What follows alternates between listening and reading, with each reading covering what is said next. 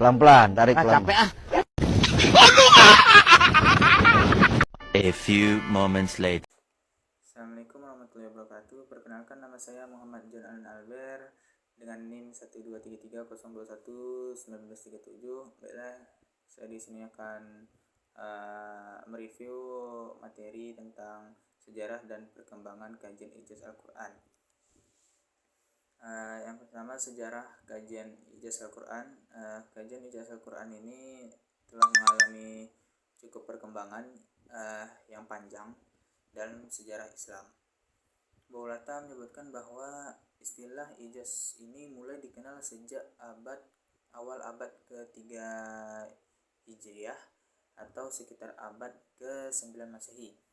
Tokoh pertama yang mengenalkan istilah ini adalah Al-Jahiz, seorang sastrawan dan pemikir besar dari kalangan Mu'tazilah. Pada masa itu, ijaz dipahami sebagai bentuk mukjizat Al-Quran, mukjizat dari Allah Subhanahu wa taala yang berfungsi sebagai bukti atas kenabian Muhammad SAW. Pemahaman awal ini kemudian mengalami pergeseran makna kepada aspek susunan kebahasaan atau balaghah. Al-Quran dianggap tidak mungkin dapat ditandingi oleh siapapun dari kalangan manusia. Meskipun begitu, tidak semua ulama sepakat dengan pengertian yang hanya menekankan pada aspek balaghah semata ini. Misalnya seperti tokoh-tokoh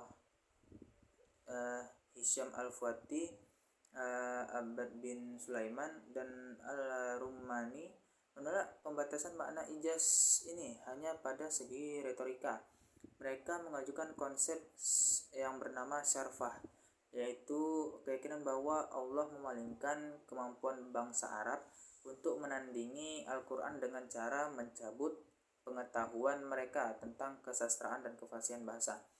Karena itu, ketidakmampuan mereka ini bukan hanya semata karena keindahan susunan ayat, tetapi karena adanya intervensi ilahi yang mencegah mereka melakukannya.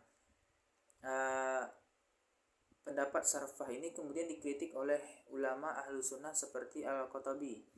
Menurutnya ijaz Al-Quran tidak terletak pada adanya pencegahan ilahi, melainkan pada keindahan dan keunikan struktur bahasa.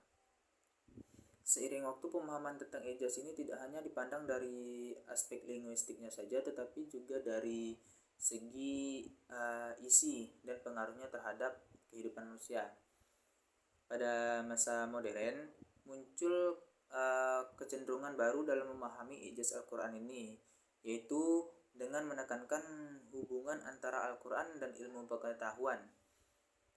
Di era kontemporer, kemudian sejumlah sarjana muslim Indonesia seperti Muhammad Quraish Shihab menegaskan bahwa kemukjizatan Al-Quran ini harus dipahami secara menyeluruh, secara utuh. Mukjizat Al-Quran tidak hanya tampak pada keindahan bahasanya saja, tetapi juga pada kebenaran pesan dan relevansinya dalam menjawab tantangan kehidupan sehari-hari di zaman modern.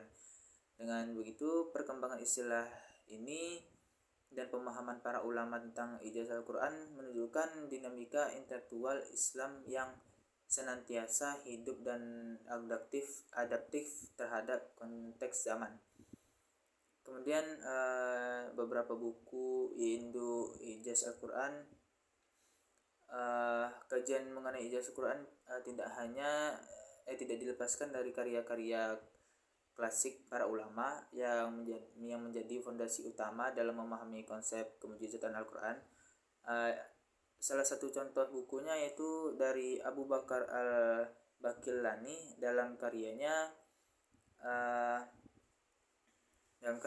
Al-Baqillani menjelaskan bahwa kemujizatan Al-Quran terletak pada perpaduan antara makna yang mendalam, susunan bahasanya yang indah serta tak mampu ditandingi. Kemudian secara umum karya monumental Syekh Manna Al-Qatan ini disusun dalam 26 pokok pembahasan yang saling berkaitan dan tersusun secara sistematis. Mungkin segitu saja review materi saya tentang ijaz sejarah dan perkembangan ijaz Al-Quran ini. Sekian, assalamualaikum warahmatullahi wabarakatuh.